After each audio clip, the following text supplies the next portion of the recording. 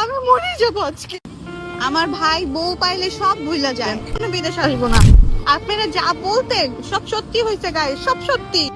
বন্ধুরা এবার লাইভে এসে ঋতু হোসেন একই জানালেন। ঋতু হোসেন লাইভে এসে কান্না করে বলতেছেন যে আমি আর এই রাকিব হোসেন টিমে থাকবো না। এটাও বলতেছেন যে আমি আর কখনো বিদেশ যাব না, কারণ আমার ভাই বউ পাইলে সব ভুলে যায়। আমি আর কখনো বিদেশ আসবো না এবং কি রাকিব হোসেন টিমেও থাকবো না। হ্যাঁ বন্ধুরা, এগুলাই বলতেছেন এবার লাইভে এসে ঋতু হোসেন।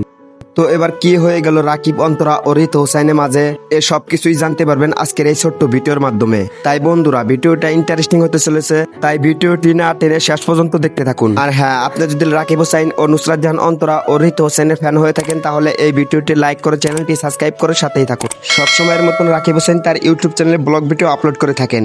একটি ভিডিওতে দেখা যাচ্ছে যে রাকিব, অন্তরা ও ঋতু হোসেন বিদেশ যান ব্লগ করতে, আর তখন থেকেই শুরু হয় তুমুল ভাবে ঝগড়া। আর এই বিষয়টা নিয়ে রাকিব হোসেন ও নুসরাত জাহান অন্তরা লাইভে এসে ঋতুকে ছোট করে গালি দিচ্ছেন। কল্পনা করছিলাম আমরা ব্লগ বানাইতে বিদেশ যাব, আমরা ব্লগ কখনোই বানাই ভাবি নাই, কিন্তু কিছু হিংসুটে মেয়ে আছে যাদের তো হচ্ছে এরপর ঋতু হোসেন লাইভে এসে কান্না করে বলতেছেন যে আমি আর এই রাকিব হোসেন টিমে থাকবো না এবং কি তাদের সাথে আর কোনোদিন বিদেশে আসবো না। তো বন্ধুরা কতটুকু কষ্ট পেলে এরকম কথা বলেন নিজের আপন ভাইকে নিয়ে। ঋতু হোসেন আরো বলেন যে বিদেশে এসে শুধু বইয়ের কথা শোনে, আমার কথা কখনো শোনে না। একটি ভিডিওতে দেখা যায় যে রাকিব হোসেন ঋতু হোসেনকে রাস্তা না পার করে দিয়ে নুসরাত জাহান অন্তরাকে রাস্তা পার করে দিচ্ছেন।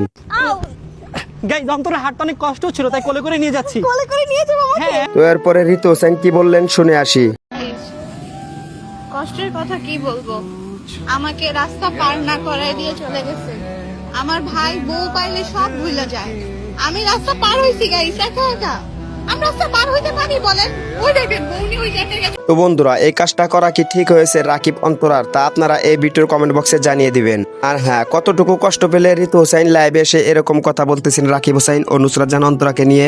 আর শেষে রাকিব হোসেন ও নুসরাত জাহান অন্তরা লাইভে এসে ঋতু হোসেনের কাছে কান্না করে ক্ষমা চাইলে ঋতু হোসেন ক্ষমা করে দেন। তাই আপনারা যারা চান যে এই রাকিব হোসেন টিমটি সবসময় এক থাকুক, তারা এই ভিডিওর কমেন্ট বক্সে জানাতে ভুলবেন না। আর হ্যাঁ বন্ধুরা, রাকিব হোসেন টিমের সকল বিস্তারিত আপডেট পেতে চাইলে আমাদের এই চ্যানেলটি সাবস্ক্রাইব করে রাখতে পারেন, কেননা রাকিব হোসেন টিমের সকল বিস্তারিত আপডেট সবার আগে আমরা এই চ্যানেলের মাধ্যমে দিয়ে থাকি। তো সবাই ভালো থাকুন, সুস্থ থাকুন, দেখা হবে পরবর্তী ভিডিওর মাধ্যমে।